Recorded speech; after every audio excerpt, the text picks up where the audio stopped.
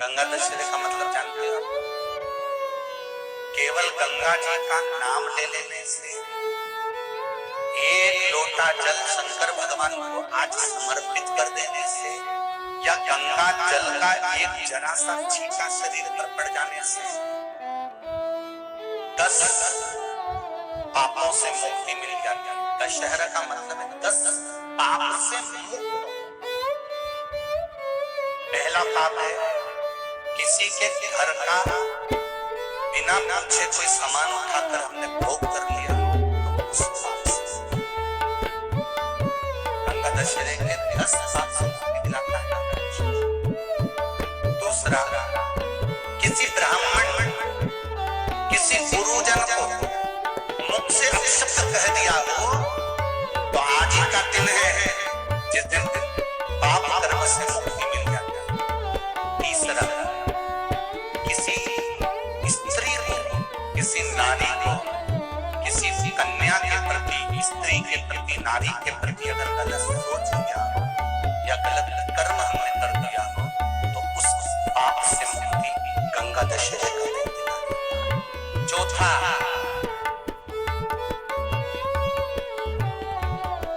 रजो धर्म धारण करने वाली नारी, रजस्वला स्त्री के हाथ का बना हुआ अगर हमने भोजन ग्रहण कर लिया है,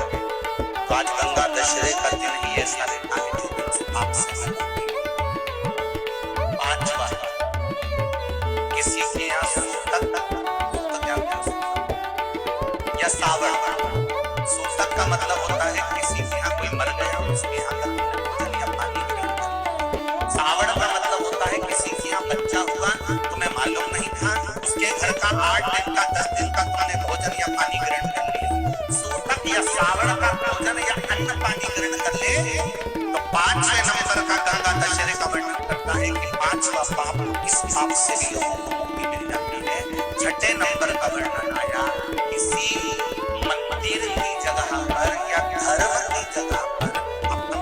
अपना कब्जा कर लिया हो या धर्म की जगह को अपना बना लिया हो, तो उस पाप से मुक्त होने का एक साधन 6ठे नंबर का। 7वें नंबर का,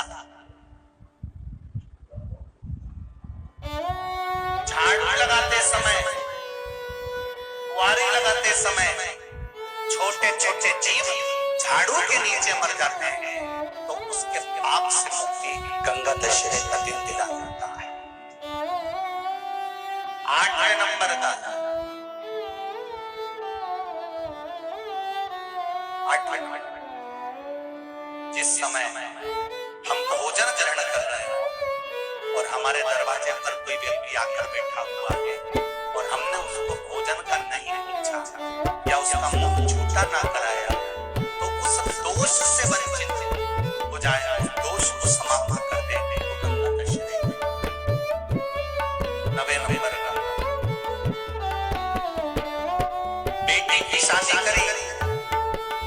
और बेटे की शादी करने पर बहुत सारा कन्यादान आया। उस कन्यादान में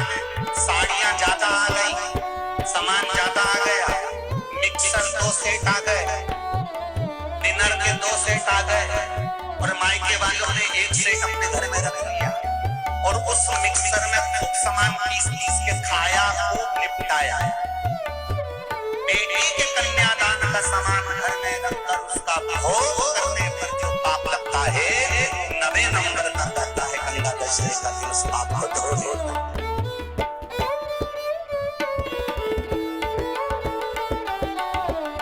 10वें नंबर का, यदि किसी तीर्थ में जाकर हमने कोई गलत काम करा होता है, तो गंगा दशहरे का आज का दिन हमारे पाप, गंगा दशहरे के 10 पाप को धोने के लिए मात्र एक दिन है गंगा दशहरे। आज के दिन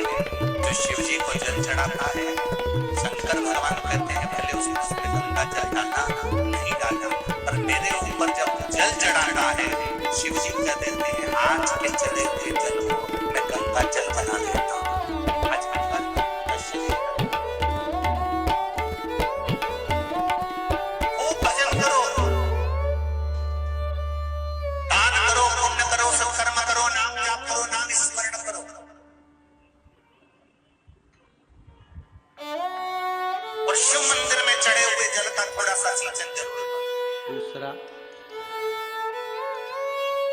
विद्या अध्ययन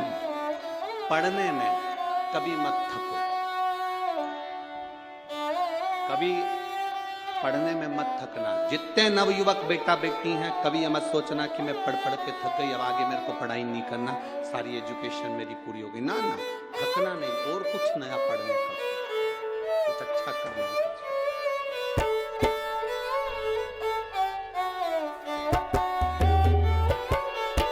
तीसरा,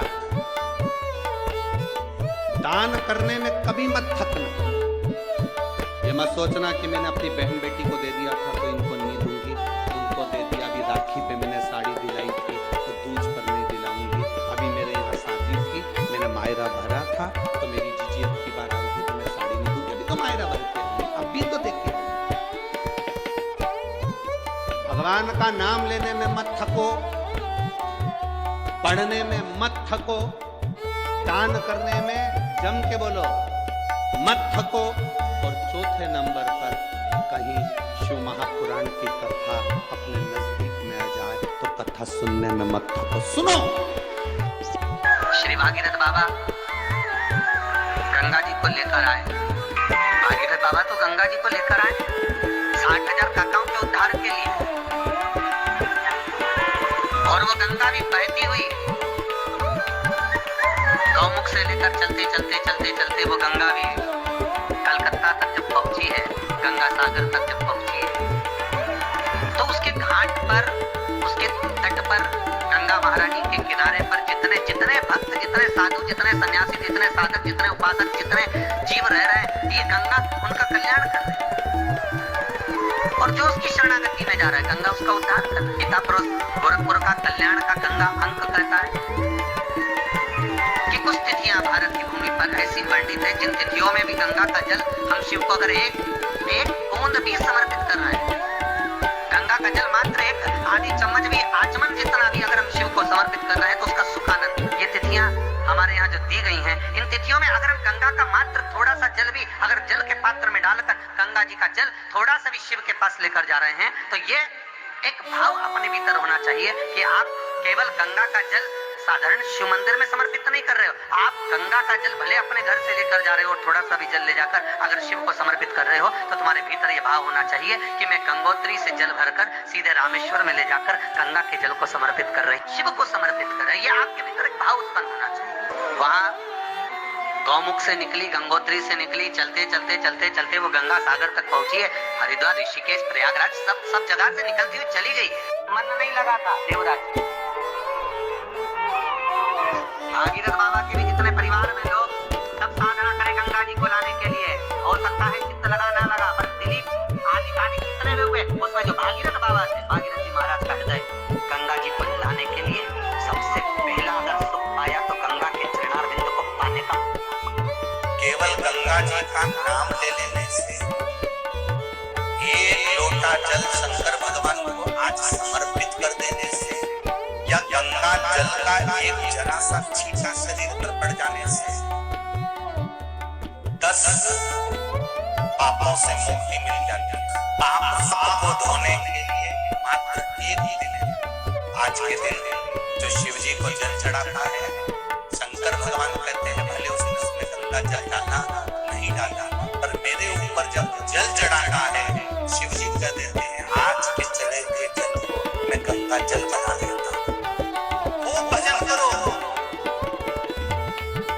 दान करो, पुण्य करो, सत्कर्म करो, नाम जाप करो, नाम स्मरण करो, और शिव मंदिर में चढ़े हुए जल का थोड़ा सा सिंचन करो। मन नहीं लगा था देवराज। भागीरथ बाबा के भी जितने परिवार में लोग सब साधना करें गंगा जी को लाने के लिए, हो सकता है चित्त लगा ना लगा, पर दिलीप आदि आदि जितने भी हुए, उसमें जो भागीरथ बाबा थे, भागीरथ जी महाराज का हृदय गंगा जी को लाने के लिए सबसे पहला अगर सुख पाया तो गंगा के चरणारविंद को पाने का।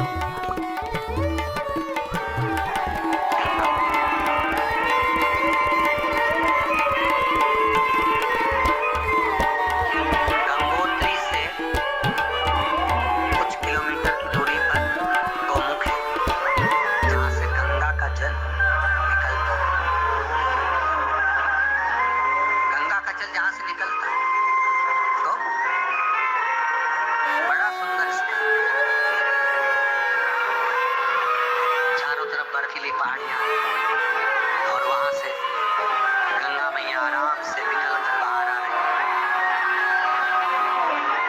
भागीरथ बाबा 60,000 काकाओं के उद्धार के लिए गंगा को जो लेकर आए, ये गंगा मैया सामने खड़ी होकर भागीरथ जी के बोल भी दी कि मैं आ जाऊंगी, पर दिक्कत ये कि मुझे संभालेगा कौन, ऊपर से आई नीचे चली गई तो मतलब क्या, ऊपर से आई नीचे चली गई, उसका मतलब क्या है, उसका सार तत्व क्या है। बहुत ध्यान दीजिए ना महाराज, इसका कमाई तो हो रही है, 30,000 रुपये महीना, 40,000 रुपये महीना कमा कर कमाई तभी हो रही है। 30-40,000 रुपये महीना आप कमा, 50,000 रुपये महीना, 1 लाख 2 लाख 4 लाख रुपए आप कमा भी रहे हो, पर आया चला गया, उसका क्या करोगे।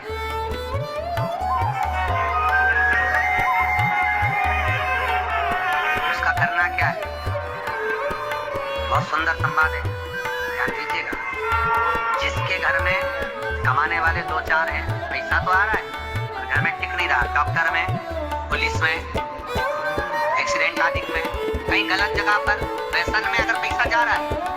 जुए में, मांसाहार, मदिरा पान, या कहीं आया पैसा आने में कमी नहीं आ रहा है, पर टिक नहीं रहा, रुक नहीं रहा, कोई मांगने आ गया, दे दिया, फिर वहां से अपने पास नहीं आ रहा, अपन कह रहे भैया हमारा पैसा लौटा दो, नहीं आ रहा। हमारा शिव महापुराण की कथा कहती है, एकादशी के दिन गंगा के जल में मात्र 7 बेलपत्री डालकर जो नंदीश्वर भगवान अर्थात जो शंकर जी के शिवलिंग के सामने नंदी होता है, उस नंदी के चरण पर गंगा का जल चढ़ाकर बेलपत्री शिव पर समर्पित कर देता है,